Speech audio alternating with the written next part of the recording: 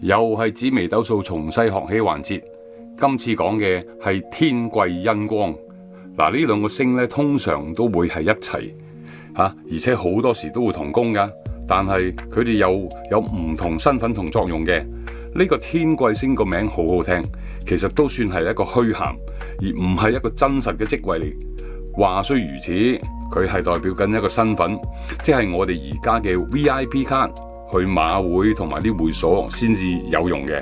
如果你冇呢兩個身份，就唔使旨意入得去。要解釋恩光呢個星呢，最好就係用實例嚟講。各位仲記唔記得我哋香港第一位特首董先生當年國家主席主動走埋去同佢握手？呢個場景係完美演繹恩光呢種效應。如果仲要用說話去描寫一下，就係佢睇得起你。如果你嘅命宮有呢個星，你就要準備你隨時會俾人走埋嚟拍膊頭同你握手。